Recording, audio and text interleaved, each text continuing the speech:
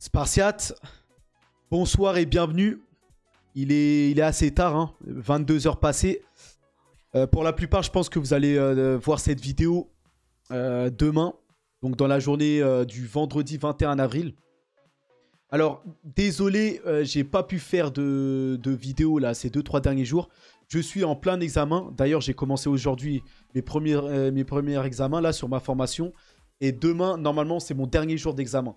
Donc, pour la journée du vendredi, donc là, on est jeudi 20 avril. Pour la journée du vendredi après-midi, je finirai mes examens et ensuite, j'en finirai avec ça. Et là, je serai full sur les vidéos, tout ça. On reprendra, voilà, des quotidiennes, voilà, tous les jours, vraiment. Donc, j'ai hâte de bien reprendre. Mais bon, je suis, voilà, pris à côté.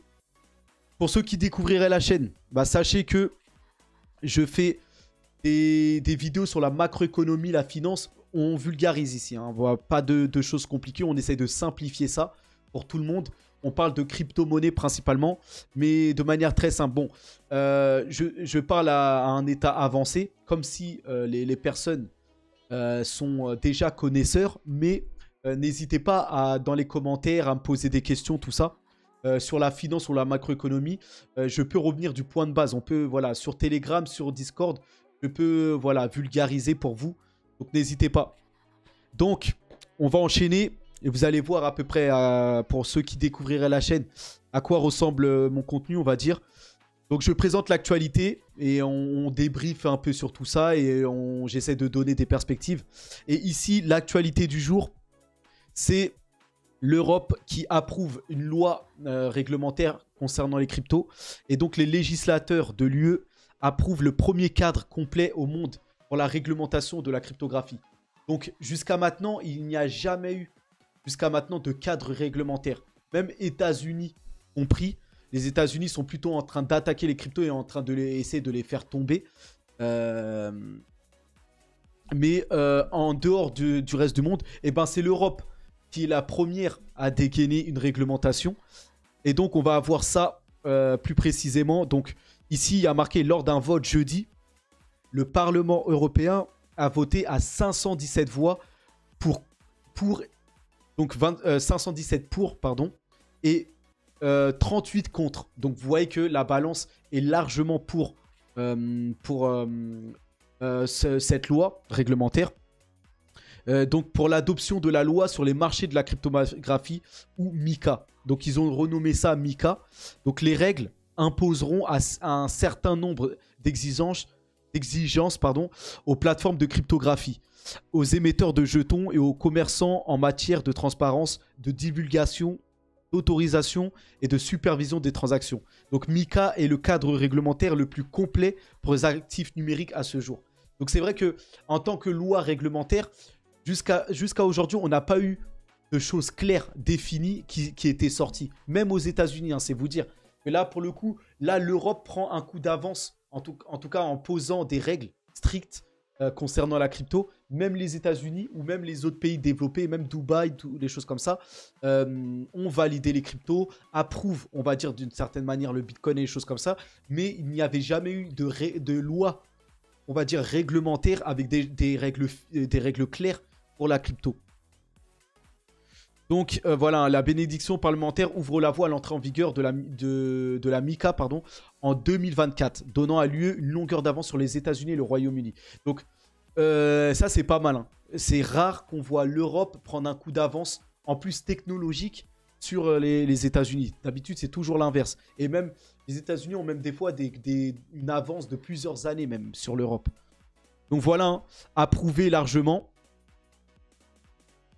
Donc voilà, vous avez ici le ministre. Je vais voir si la vidéo va passer. Il va peut-être y avoir une pub. Voilà, là, il y a le son, là, mais... Bon. Vous l'entendez. Pendant ce temps-là, regardez. Hein. Pendant ce temps-là, le PDG de Coinbase, lui, dénonce la SEC et envisage d'investir davantage en dehors des États-Unis. Donc aux États-Unis, c'est pas ce qui se passe. Ils sont un peu dans le flou réglementairement et plutôt ils attaquent. La SEC attaque à tout va les cryptos. Donc aux États-Unis, c'est une autre histoire. Donc voilà, ça fait le tour des actualités. Alors, on a plusieurs actualités. On va prendre allez, celle-là.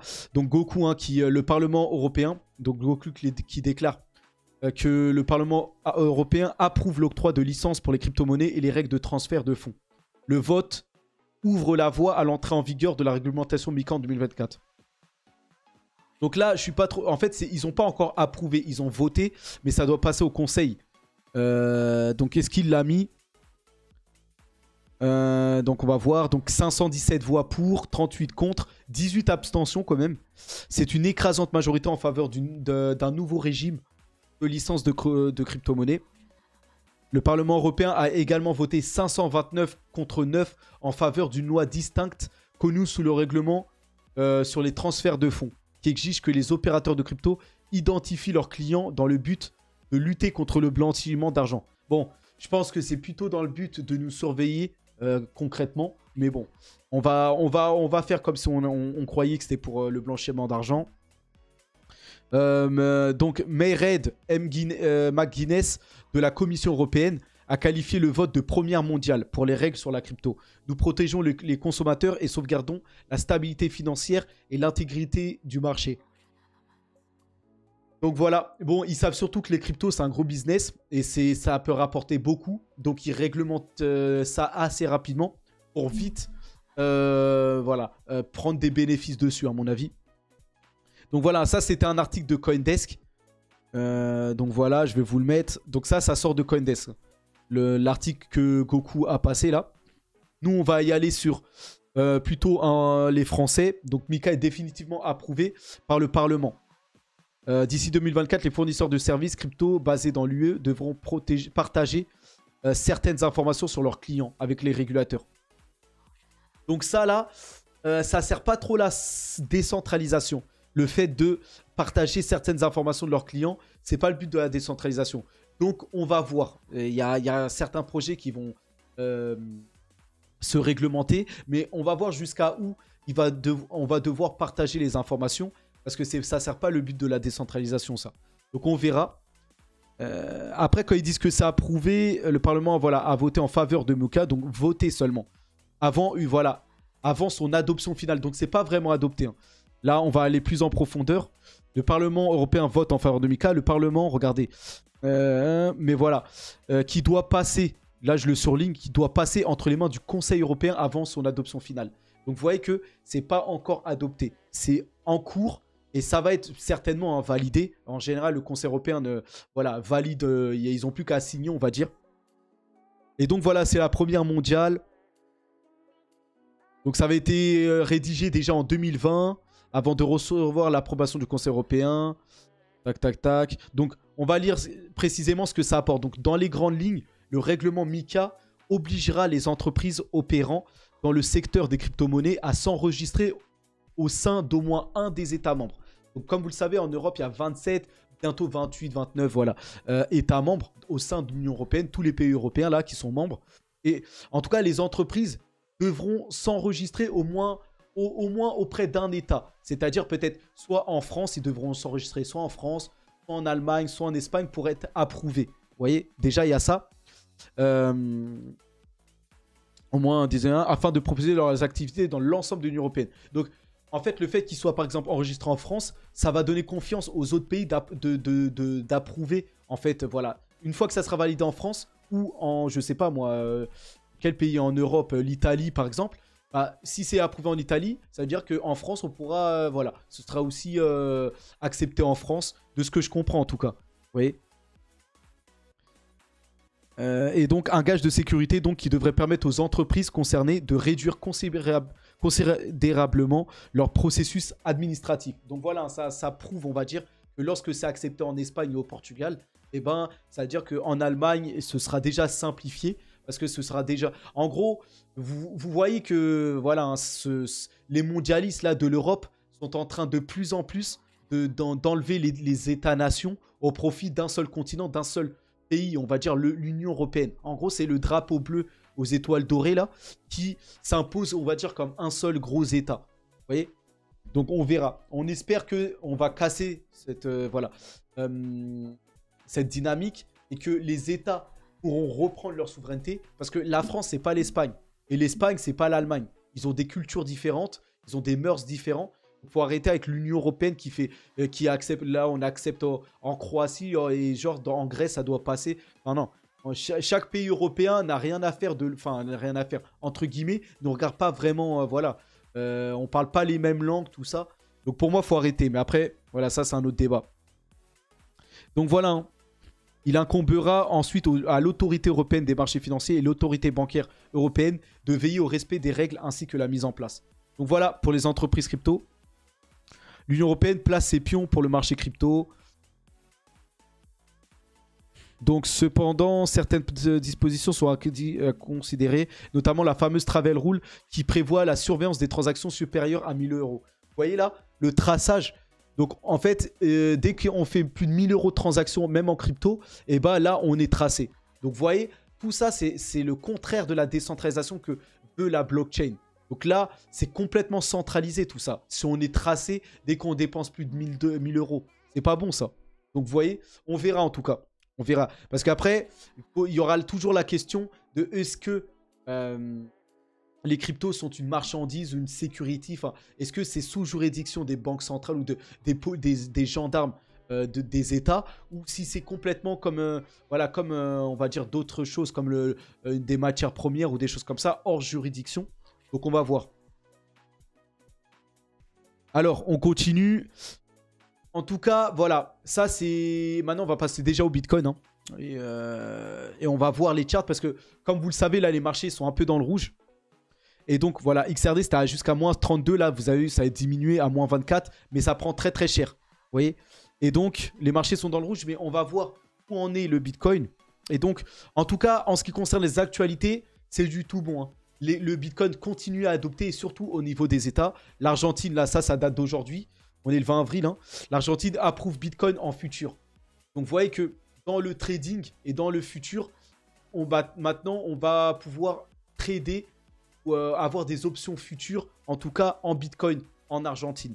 Donc, tout ça, voilà, ça démocratise le Bitcoin. Ça fait que la population en Argentine va accumuler du Bitcoin. Et comme le Bitcoin a un nombre limité, même si c'est à petite échelle, le Bitcoin va continuer sa marche de progression vers la rarification, on va dire. Donc, très bonne nouvelle. Vive le peuple argentin, on va dire. La Russie aussi. Donc, en Russie, le président du conseil, le président du comité des finances du Congrès russe dit que certains partenaires étrangers sont prêts à accepter Bitcoin et la crypto-monnaie dans le commerce international. Donc, voilà. Même les Russes... sont en train de remarquer que le Bitcoin est prêt à être accepté dans le commerce international. Et croyez-moi que les Russes, eux, vont pas gêner de contourner les sanctions internationales avec le Bitcoin. Donc, vous voyez, je pense qu'ils attendent que ça pour les Russes, là. Donc, très, très bonne nouvelle. Aussi, la Russie, il faut savoir que ça va être un des géants, on va dire, pour tout ce qui va être le mining, donc le minage. Donc, les États-Unis, c'est le plus grand pays où il y a des fermes entières, où des entreprises, des institutions, des fermes géantes où on fait tourner des GPU, des matériels informatiques pour faire tourner la puissance de calcul, générer du hash rate, pour sécuriser le réseau du Bitcoin. Mais là, en Russie aussi, croyez-moi, c'est très... très développé ça. Et là, la Banque centrale russe se conforme à l'intérêt du gouvernement pour Bitcoin en autorisant les crypto-paiements et le mining. Vous voyez? Donc la Russie est en train de se tourner complètement vers le Bitcoin et vers le mining et tout ce qui entoure le Bitcoin là. Et ils vont certainement en profiter pour faire des transactions en Bitcoin afin de contourner les sanctions internationales ou les sanctions occidentales, on va dire. Donc voilà, la Russie expérimente les cryptos. Malheureusement pour la cryptosphère, aux États-Unis et en Union européenne, les banquiers centraux doivent être heureux de voir que les gouvernements font tout pour entraver l'adoption de Bitcoin et des crypto-monnaies. Mais en Russie, la banque centrale a, elle, très rapidement déchanté face à l'intérêt des autorités pour le secteur des actifs numériques. L'institution bancaire doit faire plusieurs concessions sur les crypto-monnaies et le crypto-minage. Donc voilà, ils sont obligés de faire des concessions. Au début, ils n'étaient pas trop pour les Russes, mais là, voilà, ils sont, on va dire, un peu poussés. Parce que voilà, ils voient que l'adoption se fait, que tout bouge. Et voilà, ils sont contraints, on va dire, de se mettre à ça, on va dire en même temps. voilà, des nouvelles organisations dédiées au crypto-minage et tout ça. Donc voilà, on peut retenir que la Russie se lance. C'est ce qu'il faut retenir, en tout cas, tout ça. Aussi, voilà, un revirement de situation, hein, vraiment. La Russie vient d'autoriser des expérimentations autour des crypto-monnaies pour les entreprises internationales afin d'esquiver les sanctions internationales. Qu'est-ce que cela augure? Donc, c'est ce qu'on avait dit, hein.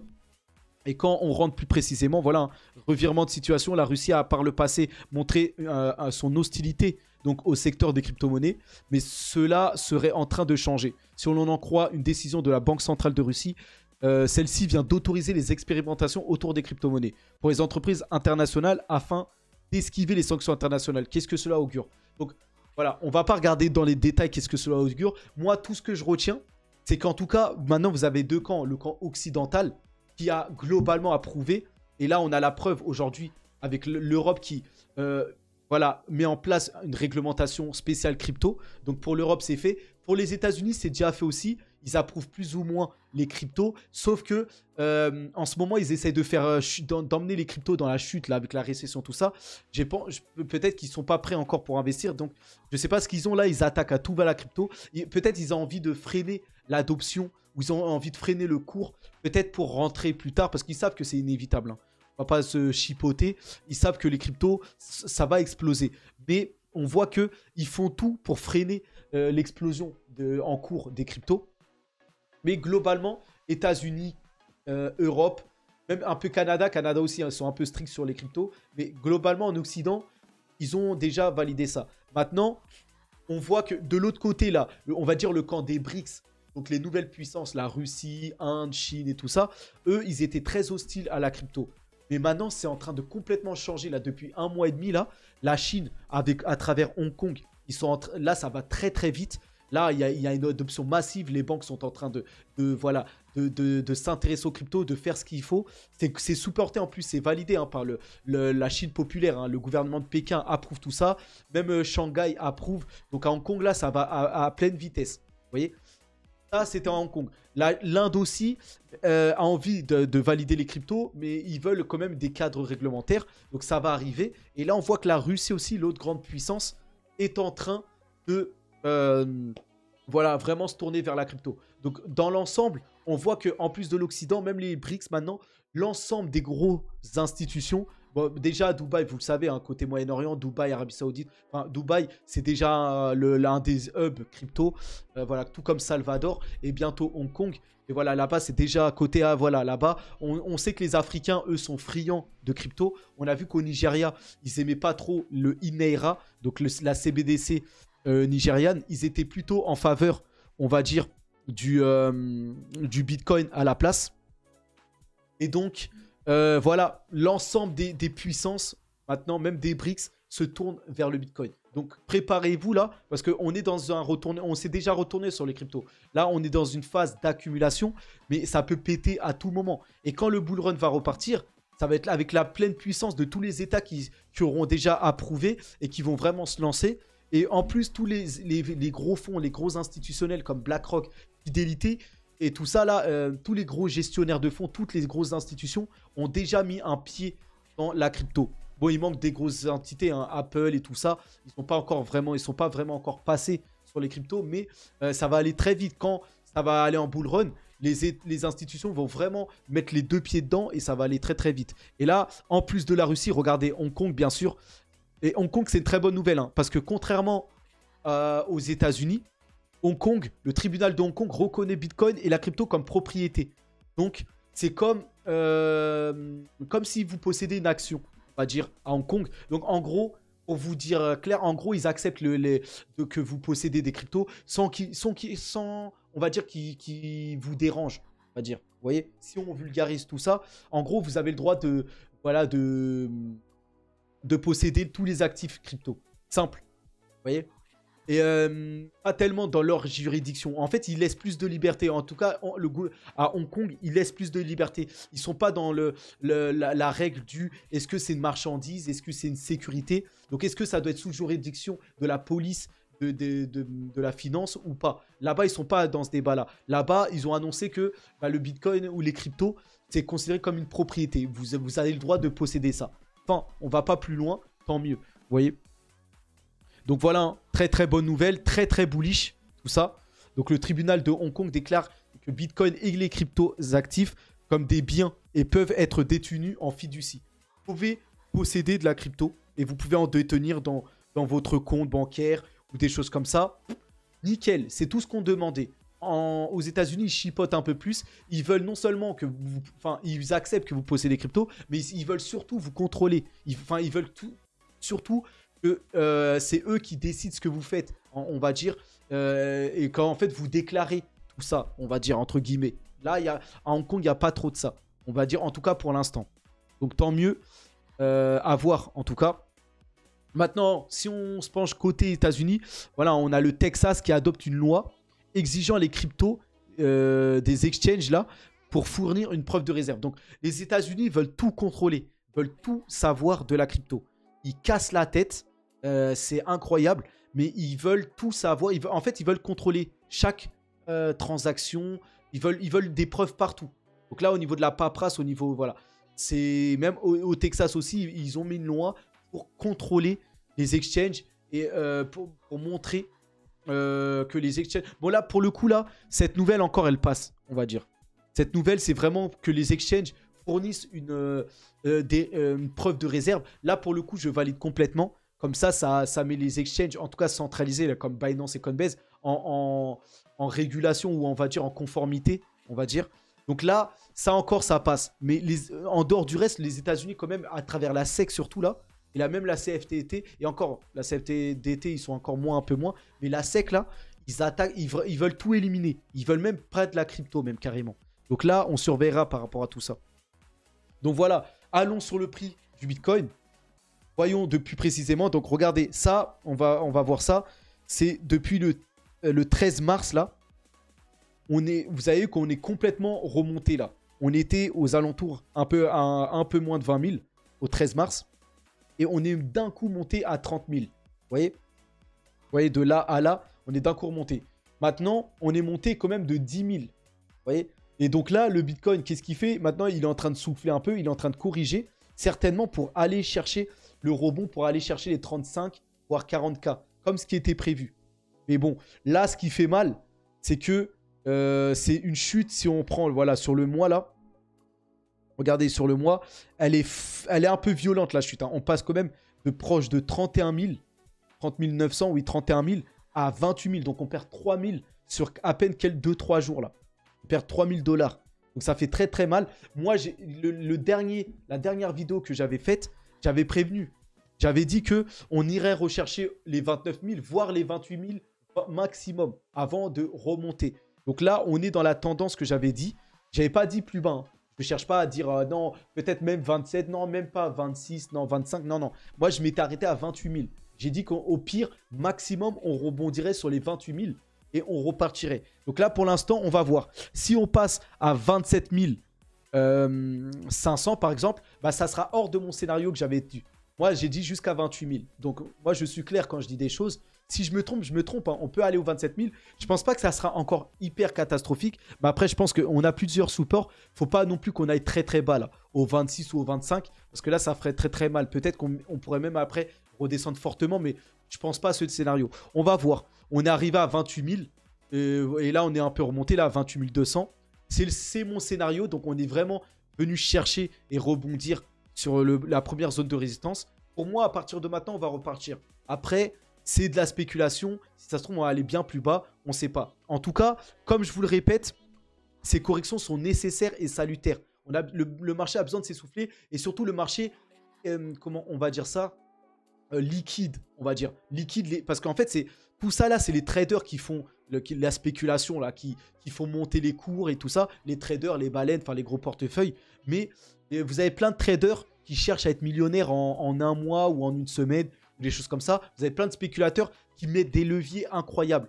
Et en gros, bah voilà, hein, les baleines aiment bien prendre le contraire, ou voilà, même les robots ou les traînées. En fait, ils aiment bien prendre le contraire pour essayer de liquider un maximum et d'éliminer un maximum de personnes qui se pensent être voilà, connaisseurs ou des choses comme ça, qui veulent se croire plus malins que tout le monde.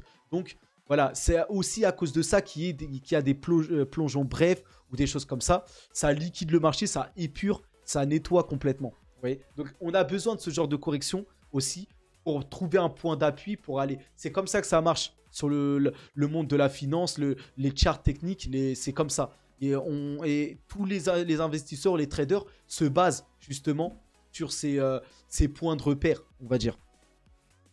Donc voilà, hein. Ça c'est sur un mois. Regardez, si je prends sur une semaine, c'est une hécatombe. Regardez, c'est une baisse forte. Et sur la journée aussi, hein, on a baissé et là on se reprend un peu. Donc pour moi, regardez, on est dans le scénario où on rebondit sur les 28 000. Maintenant, il va falloir voir si on va vraiment remonter. Regardez, hein, on remonte, hein, 28 300 maintenant. On est à 28 200. 28 300, on va voir de toute manière. On verra. On va suivre ça. On va aller sur les charts pour vous montrer que on a tout, en tout cas, pour que sur les prochains jours, enfin plutôt prochaines semaines, prochains mois, on a tout pour monter. Ou en tout cas, prochaine semaine, on va dire. Regardez ce premier chart, par exemple. Là, ça, c'était en 2019. 2019, regardez, ça, voilà, on range, on monte un peu. Après, on est dans une deuxième courbe, entre la courbe violette, là, on descend, puis on casse ça et on monte, vous voyez? Donc, regardez ici en 2023. On est dans le même scénario. On est d'abord là, comme on était ici, là. Ensuite, on est monté un peu, ici. Ensuite, on est descendu, là, sur la courbe entre les deux traits violets, là. Et là, pareil, on est monté un petit peu. Là, on est en train de descendre, comme en 2019. Vous voyez, quand on était ici, là, on descendait, là. Vous voyez? Et qu'est-ce qu'on a fait après? On a rangé un peu, mais on est ressorti. On a cassé par la hausse, on est allé très haut. Donc, si on fait la même chose, là, bah, d'ici début mai, on va venir casser juste avant mai en plus. D'ici le 25. Parce que là, on est encore qu'en avril. Hein. Donc là, en fait, on est parti pour un mois à ranger, on va dire là. Et d'ici un mois pile poil là, un mois et peut-être une semaine, un mois et 5 jours, on va casser et partir. Pour le mois de mai, là, on va vraiment partir à la hausse. Donc, c'est le scénario qu'on nous dessine là. Vous savez que là, on a un scénario qui a été retracé pour vous mettre le même scénario que ici. Donc, si on fait ça, bah, dites-vous que juste avant mai, on va casser et on va repartir à la hausse. Donc, on verra. On verra si c'est ça qui se passe ou pas.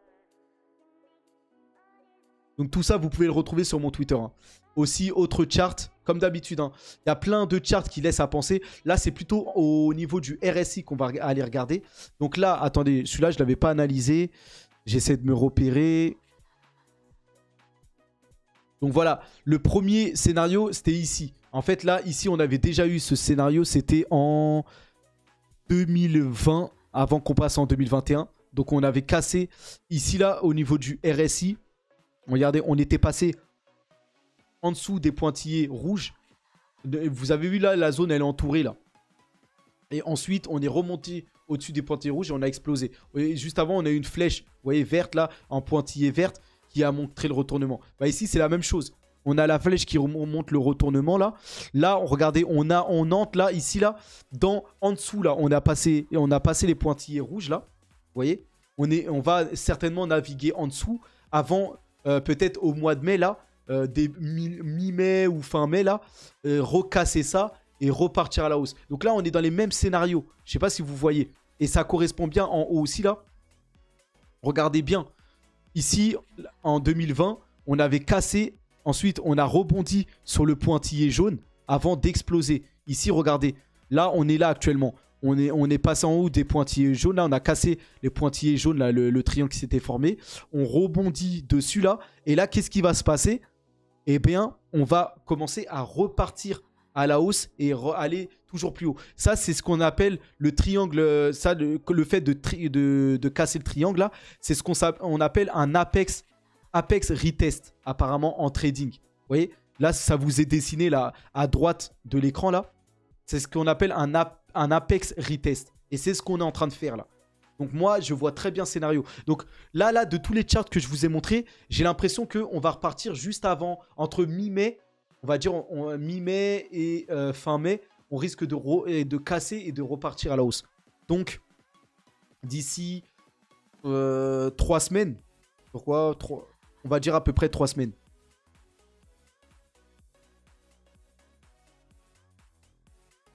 Alors, j'ai activé Siri, je vais l'enlever. Voilà, désolé. Donc voilà, par rapport à ça, il y a d'autres charts. Voilà, de manière reculée. Hein. Vous voyez, on est en train de rebondir ici. Mais globalement, voilà, on peut rebondir sur la ligne rouge, tomber un peu plus bas vers les 22 000 apparemment. Et venir vraiment aller chercher plus haut.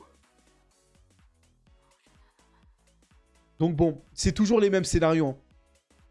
Regardez ici aussi, hein, on était dans le carré. On a corrigé un peu, mais on est rapidement reparti à la hausse. Pareil ici. Regardez ici aussi. On avait rebondi et on avait une violente chute. Vous voyez, on avait eu un trait là vers le haut. Là.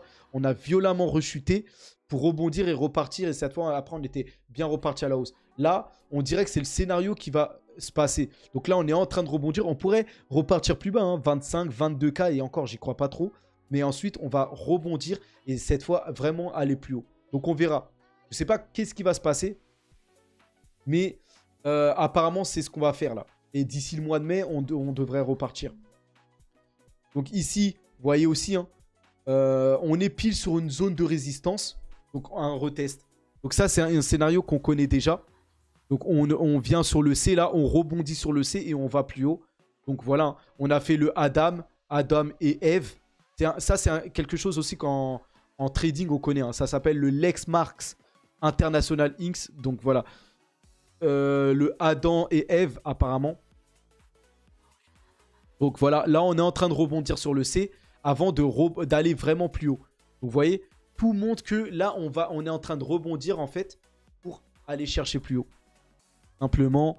Donc, voilà. On a d'autres indications qui nous montrent que, clairement, les volumes sont revenus et que, officiellement, là, c'est marqué à droite. C'est Crypto Rover qui dit ça, mais c'est le Bitcoin Bear Market, donc, est déjà terminé. Donc, ne cherchez plus dans le moment de Bear Market, là. Quelque chose qui nous ramènerait un Bitcoin à 15 000, 10, 12K, là, les choses comme ça. Après, on n'est pas devin. Si ça se trouve, ça peut encore se passer. Hein. On est sûr de rien. Mais ce scénario-là, au vu des volumes, il faut éliminer ça. Là, en fait, on est dans le jaune, là, au niveau des volumes. Le jaune, c'est, on est dans l'optimisme, entre l'anxiété et l'optimisme.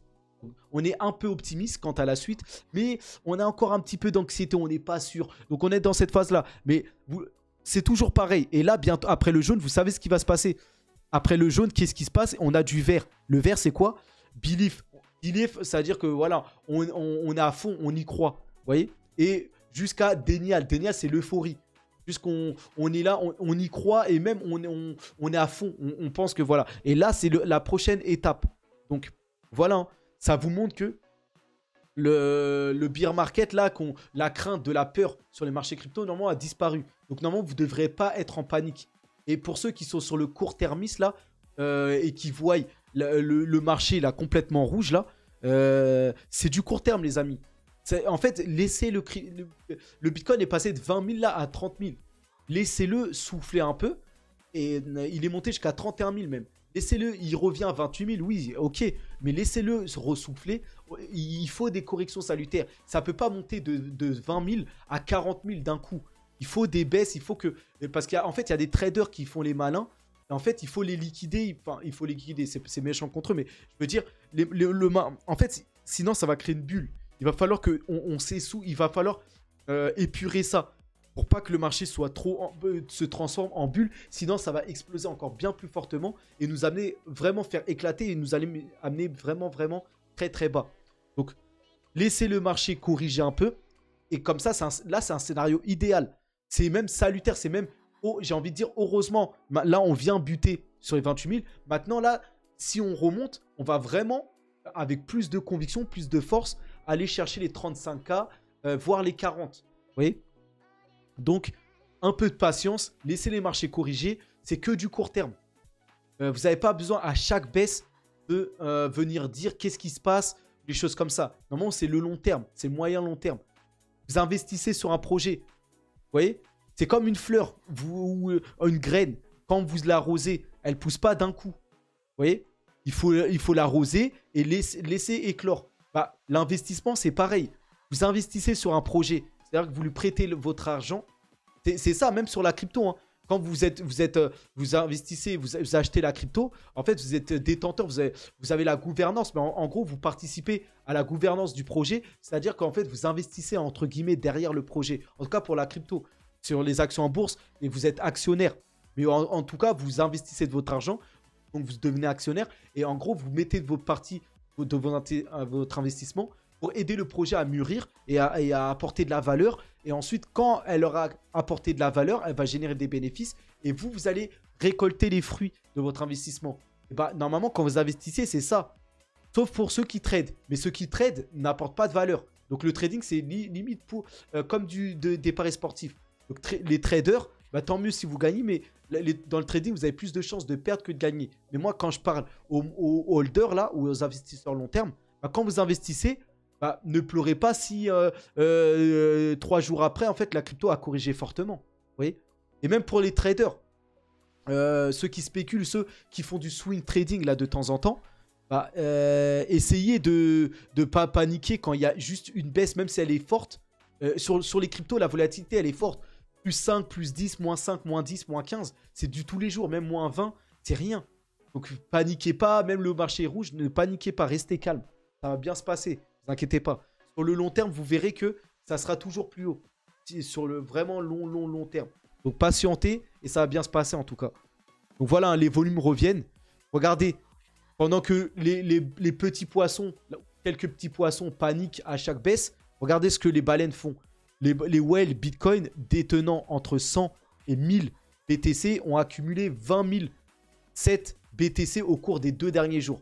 Donc voilà, hein, pendant qu'il y en a qui sont dépressifs, qui comprennent pas où il y a une baisse, qu'est-ce qui s'est passé, mais on en a marre, quand est-ce que ça va aller plus haut, alors que le Bitcoin vient de passer de 20 000 à 31 000. Mais voilà, juste parce qu'il a reperdu 3 000 $ sur les 10 000 qu'il a pris, et bah on n'est pas content qu'il n'y ait pas ça. Bah pendant que nous, on est en panique, on ne sait pas, bah les baleines, eux, en tout cas, moi je fais comme eux en tout cas. Donc moi, déjà, je profite de ces baisses-là pour accumuler. Mais je vous invite en tout cas à faire comme les baleines. Là, ça a corrigé, et bah tant mieux. Portons un toast et investissons, en gros. Rechargeons.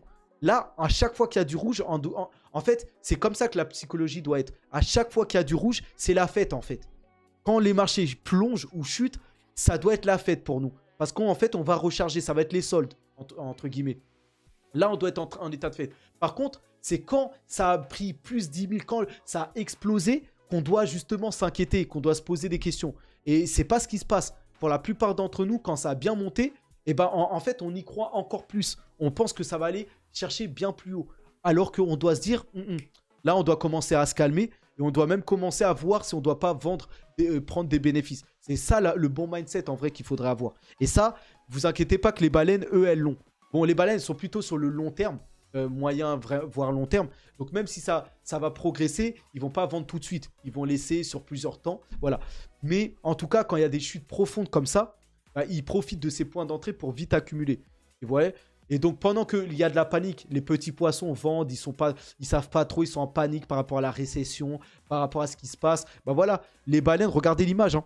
La baleine, elle avale tout ce que vous vendez là.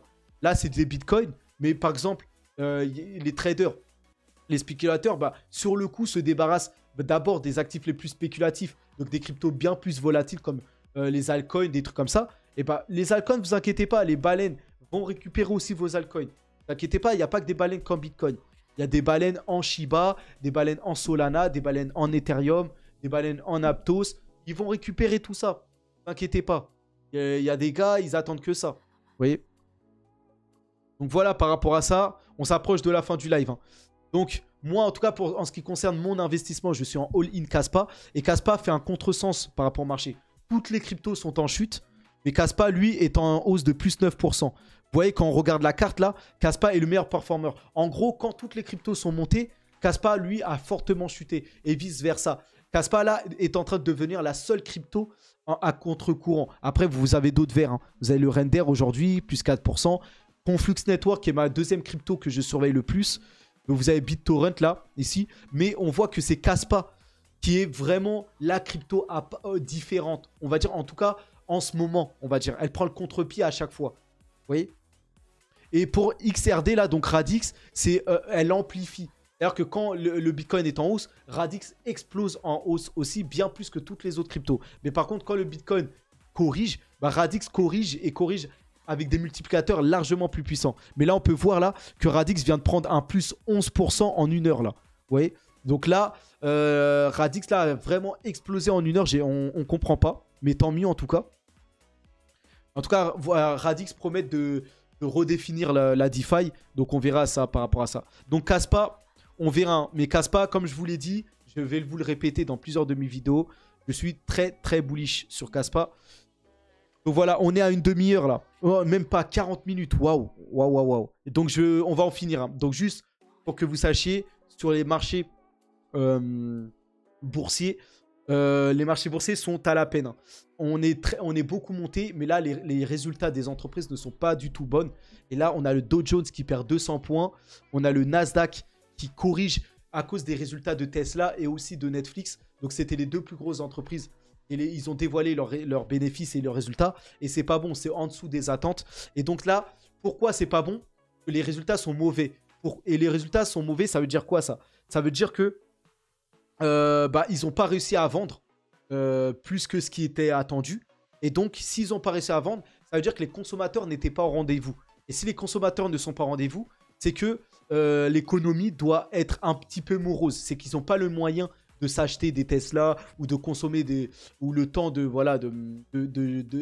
s'abonner aux abonnements Netflix, tout ça. Et donc, qu'est-ce que ça laisse penser ça? Ça laisse penser que l'économie américaine se contracte et vraiment est en train de chuter et d'aller et vraiment être on va dire est en train vraiment d'être en récession. Donc les chiffres de Tesla et Netflix prouvent que l'économie américaine est en train de sombrer petit à petit. Et si elles sont petit à petit, les investisseurs sont en train de se dire que les actions aussi vont être entraînées dans la chute. Et c'est ça qui crée la panique là et la peur. Et c'est pour ça que les marchés là où sont en baisse, c'est que les investisseurs sont en train de vendre et d'être sur la défensive et sont en train de vendre. On sent que la récession est en train d'arriver vraiment là. Vous voyez? Donc voilà par rapport à ça. Tesla qui perd beaucoup. Plus 9%, c'est énorme. Hein, c'est une grosse volatilité. Donc il faut surveiller ça. Après, bonne nouvelle, Tesla révèle n'avoir vendu aucun de ces 11 950 BTC. Donc Tesla, ça sera l'une des entreprises certainement les plus valorisées en bourse grâce au Bitcoin qu'ils possèdent. Donc pour moi, ils vont rapidement dépasser Apple d'ici la fin du prochain bull run là, du Bitcoin en 2025 par là. Je pense que Tesla va dépasser les autres au vu de la quantité énorme de Bitcoin qu'ils ont là. Bon, c'est moins que MicroStrategy ou des choses comme ça. Mais Tesla a tout compris en mettant du Bitcoin dans leur trésorerie. Elon Musk est très malin. Il a très bien cerné, il a très bien compris. Bon, maintenant, Tesla est vraiment dans le dur parce que bon, le Bitcoin reste en difficulté et n'est pas encore très bien remonté. Mais le Bitcoin est en cours de remonter et ça va arriver sous peu là. Le Bitcoin retrouvera ses plus hauts dans quelques mois et Tesla en profitera et sera largement profitable plus tard. Donc très bien par rapport à ça. Donc voilà, aussi mauvaise nouvelle et ça c'est voilà, ça je l'avais déjà annoncé. Un responsable de la Fed affirme que l'inflation ne reviendra pas à 2% avant au moins 2 ans. Bon, là, pour moi, je vous l'ai dit et répété, pour moi, l'inflation ne reviendra même plus à 2%, que ce soit aux États-Unis et en Europe. Je pense que maintenant, on va être aux alentours des 3-4%. 3%, 2 et quelques, 3, mais plus 3-4%. Donc voilà, on verra. En tout cas, si la Fed combat encore et augmente encore ses taux, là, ils peuvent vraiment faire tomber l'économie. Là, pour moi, les actions en bourse vont vraiment chuter là. S'ils continuent à vouloir combattre cette inflation-là et essayer de la ramener à 2%. Pour moi, là, ils sont à 5% d'inflation. Je pense qu'ils peuvent la ramener à 3% encore. Et espérons qu'ils ramènent à 2, mais ça va vraiment être un gros combat. Il va vraiment falloir bien surfer sur ça. Mais en tout cas, tout ça, là, ça sent pas bon. Tout ça, là, c'est le fait que l'inflation ne revienne pas à 2%, c'est qui est pénalisé? C'est les particuliers, les gens de la classe moyenne, les choses comme ça. Parce que, de toute façon, voilà, une inflation élevée, voilà, ça va faire mal aux classes moyennes. Mais en gros, comment dire, les États américains, là, et je crois que c'est dans mon prochain tweet, voilà, tenez, on enchaîne bien, là. les États, eux, vont continuer à imprimer de l'argent. Toujours pour soutenir les banques, les actions en bourse, des trucs comme ça. Donc, ils vont continuer à imprimer. Déjà, ça va dévaluer le dollar. Donc, le dollar va faiblir. Et les actions en bourse, elles, vont exploser. Et les cryptos, elles, vont exploser. Et c'est qui détient les cryptos, les actions en bourse? Bah, c'est les investisseurs. Les investisseurs, c'est les gens les plus riches du monde. Donc, les riches, eux, vont s'enrichir de toujours plus. Par contre, bah, la classe moyenne qui ne sait pas, qui n'est pas éduquée financièrement et qui n'est pas habituée à investir, bah, eux, qui se contentent simplement du salariat ou de choses comme ça, bah, eux, ils vont subir juste l'inflation qui va rester élevée. Et voilà, parce que, en tout cas, côté marché financier, ça va exploser. Marché financier, marché crypto, ça va exploser parce qu'ils vont continuer à imprimer de l'argent. Ils sont dans un système où ils ne peuvent plus s'arrêter d'imprimer. Et en plus, ils vont continuer, là, regardez là la preuve, ils vont continuer à augmenter les plafonds de la dette toujours plus. Donc, et ainsi de suite. Là, ils vont augmenter le plafond de la dette jusqu'au mois mars, là, jusqu'au 31 mars 2024, mais ça va recommencer. Après mars, ils vont recommencer. Ils vont augmenter à 32 millions, 32 trilliards, ensuite 33, ensuite 35. Voilà, jusqu'à 15 jours, ça implose. Mais bon, en tout cas, voilà. Et quand ça imprime, ben voilà, ça crée de l'inflation. Et donc, l'inflation, après, ça continue à faire mal à la classe moyenne. Par contre, bah, à force d'imprimer, ils vont recommencer à augmenter les taux. Ça va faire mal à un certain temps à l'économie, enfin, aux actions en bourse, aux cryptos, jusqu'à qu'ils entament un pivot et qu'ils recommencent à recommencer à imprimer, et voilà, et ainsi de suite. Vous voyez, et donc, les riches vont devenir de plus en plus riches en restant sur les marchés. Et voilà, en possédant des actifs comme des cryptos ou des actions comme Tesla, ou des choses comme ça. Donc, c'est toujours la même chanson. Donc, voilà, hein, voilà. Pour le reste, petite actualité, le développeur de Tornado Cash, Alexei Pertsev, sera libéré dans l'attente du procès, selon les règles du tribunal. Donc lui, il a été un peu mis au placard parce qu'il a créé un protocole, là, donc Tornado Cash, qui permet un peu de faire disparaître son argent. C'est un peu presque comme du blanchiment d'argent décentralisé. Donc à chaque fois que les hackers hackent ou volent de l'argent, ils passent en général par Tornado Cash. Et ça, voilà. Ça n'a pas trop plu aux régulateurs américains. Et les régulateurs américains avaient arrêté cette personne-là, Alexei Pertsev. Donc pour l'instant, il est relâché jusqu'à l'attente de son procès. Et enfin, regardez, en France, donc ça investit les locaux, le siège de BlackRock et celui de LVMH. Donc les Français, là, voilà, prennent d'assaut les sièges justement de ces grosses institutions, BlackRock ou LVMH, pour mettre encore un coup de pression par rapport à la retraite et pour dire au gouvernement que en fait, l'argent, le gouvernement peut trouver cet argent-là pour financer les retraites. C'est simple, il est dans l'argent des milliardaires ou de ces grosses institutions-là, BlackRock et LVMH. Donc voilà, j'en ai fini pour ce live. Cette vidéo, pardon. On était très long là, encore 45 minutes. J'aimerais bien faire un peu moins là, mais il y a beaucoup de choses à dire. Ça faisait longtemps là que j'avais pas fait de vidéo. Donc voilà, je vous laisse avec ça. Je fais pas plus rapide. Donc Spartiate, restez calme. On vient de corriger. Normalement, on devrait repartir hein, pour le Bitcoin. Restez calme. C'est juste une correction salutaire. L'Europe a lancé une loi, donc ils vont adopter les cryptos. Vous avez vu, je vous ai montré en Russie, en Chine, en Argentine, partout, ça reconnaît les cryptos, ça va miner du Bitcoin. Voilà, l'adoption est là. Voilà, les marchés sont un peu en difficulté parce que voilà, ils ont beaucoup augmenté les taux et on risque peut-être d'avoir une récession aux États-Unis qui peut faire encore un peu mal à l'économie. Ça met un peu en suspens le Bitcoin un peu, mais restez patient parce que après coup, ils vont finir par faire un pivot et recommencer à baisser les taux d'intérêt et recommencer à imprimer de l'argent. Parce qu'ils n'auront pas le choix, parce que comme à force d'augmenter les taux, là, ils risquent de provoquer d'autres faillites, là. Et donc, ils vont devoir, si la bourse risque de chuter, ils vont devoir recommencer à imprimer pour soutenir les actions en bourse. Donc, ils vont se préparer à ça. Au bout d'un moment, ils vont faire un pivot. Et quand ils vont faire ce pivot-là, ça va complètement dévaluer le dollar, parce qu'il y aura plus de dollars en circulation, et faire exploser les cryptos et les actions. C'est toujours la même chose. Donc, sous peu, les cryptos, et de toute façon, le Bitcoin a entamé sa marche vers la hausse, mais croyez-moi, ça va se poursuivre. On est dans un retournement haussier. Là, on est dans une phase d'accumulation, mais le Bitcoin peut vite aller rechercher ses plus hauts et aller plus haut avec ce pivot de la Fed qui va arriver. Et pareil pour les actions en bourse. Les actions en bourse vont profiter de cette nouvelle-là. Cette nouvelle-là ne devrait plus tarder. Hein. On sent qu'on n'est plus très loin. Peut-être encore une hausse de taux de 25 points de base ou encore une hausse de 0,50. Enfin, deux hausses de 25 points de base encore à venir. Je pense que ça sera le maximum. Et c'est pour vous dire qu'on est peut-être à 1 mois ou 2 mois vraiment de la fin de tout ça là. Donc restez patient, ça va bien se passer. Ok? Bon, légionnaire, force à nous. Hein. On est en fin de semaine. Donc normalement, peut-être que demain, je vous referai une vidéo en fin de journée. Parce que demain, je serai concentré là sur mon examen jusqu'à 16 h environ. Et après ça, je devrais rentrer. Et là, on sera full vidéo cette fois. Donc, on reste en contact. Hein. On reste. N'hésitez pas, si vous avez des questions en commentaire, n'hésitez pas. Pour ceux qui n'ont pas tout compris. Et aussi, montrez, apportez de la force pour ceux qui auront suivi ça jusqu'au bout. Mettez en commentaire pour pousser l'algorithme un glaive, un point levé, une armure. Voilà, un bouclier ou une double épée, montrer des signes de la Légion, voilà, de gladiateurs, voilà, tout ce qui est en rapport avec, voilà, les gladiateurs. Et donc, ça va m'aider à pousser l'algorithme et à pousser ma vidéo. Ok? Donc, bon, vous êtes libre de le faire, hein, vous n'êtes pas obligé, mais c'est juste pour aider. Allez, merci à tous. Merci de m'avoir écouté jusqu'à la fin. Merci aux nouveaux abonnés. Là, en ce moment, ça enchaîne. Donc, merci aux nouveaux. Bienvenue.